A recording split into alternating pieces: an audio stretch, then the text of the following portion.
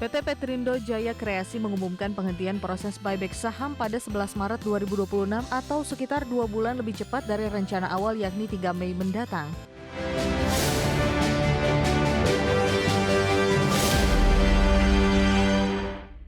Terima kasih Anda masih bersama kami dalam IDX per session closing. Pemirsa, emiten pertambangan milik konglomerat Prayogo Pangestu PT Petrindo Jaya Kreasi Tbk atau Cuan resmi mengakhiri periode pembelian kembali saham atau share buyback lebih awal dari jadwal semula. Langkah ini diambil setelah manajemen menilai kondisi pasar modal dan harga saham perseroan saat ini sudah kembali stabil.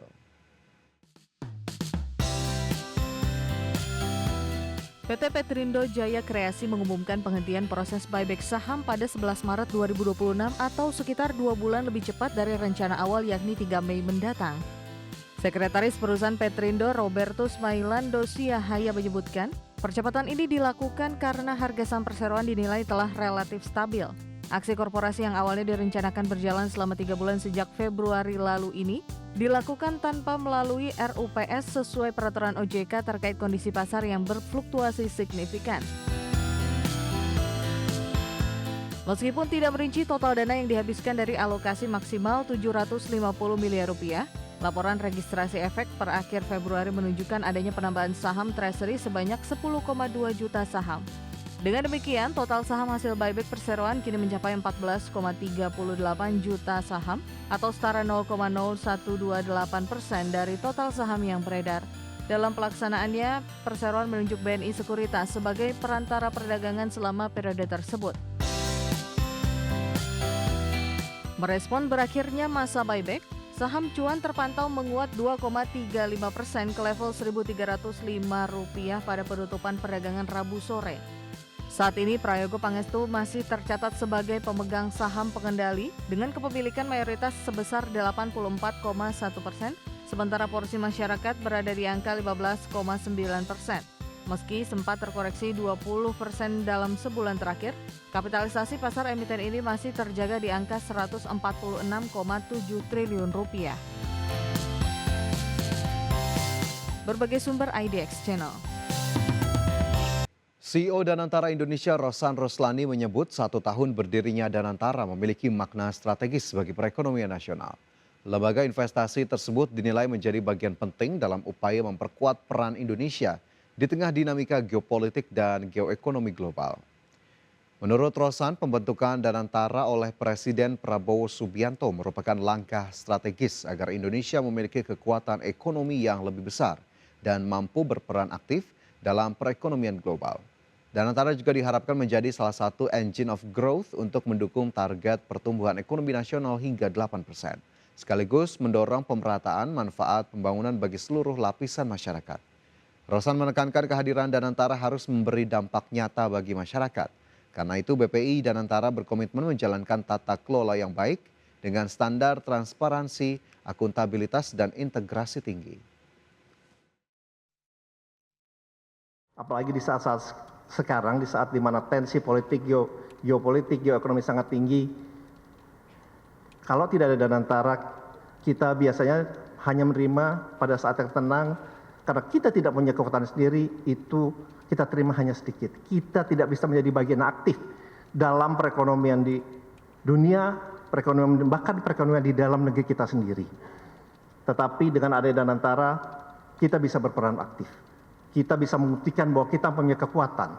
Kita bisa membuktikan bahwa kita adalah negara yang besar, yang punya kekuatan, yang akan kita bangun tentunya bersama-sama dengan kekuatan yang ada di Indonesia ini. Dan kita pun terbuka untuk mereka apabila mereka ingin bersama-sama membangun bersama dengan kita.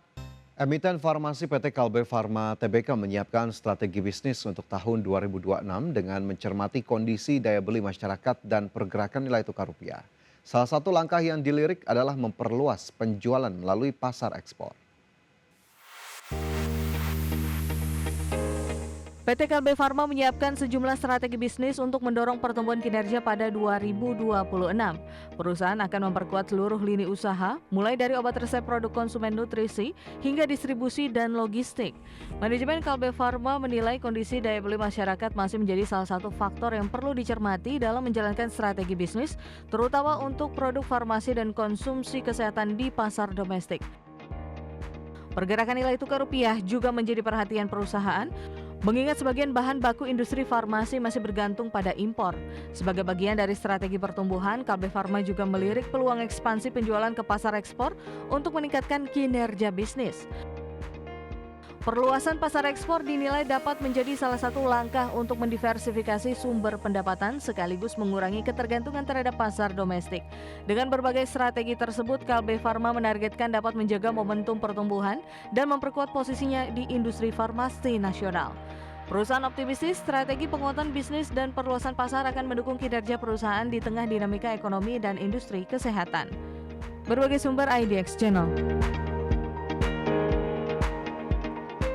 Emiten baja PT Gunung Raja Paksi Tbk atau GGRP memasang target kinerja yang konservatif pada tahun 2026.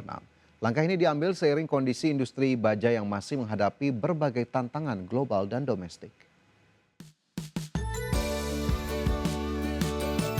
PT Gunung Raja Paksi Tbk menilai industri baja pada 2026 masih dihadapkan pada berbagai tantangan termasuk volatilitas harga baja global dan tekanan impor di pasar domestik. Menghadapi kondisi tersebut, manajemen perseroan memilih memasang target kinerja secara konservatif pada tahun ini untuk menjaga stabilitas bisnis. Perusahaan berfokus menjaga stabilitas volume penjualan dan mempertahankan pangsa pasar di dalam negeri sambil mencermati perkembangan permintaan baja di pasar domestik. Salah satu faktor yang menjadi perhatian adalah masuknya produk baja impor ke pasar Indonesia yang dinilai masih memberikan tekanan terhadap industri baja nasional.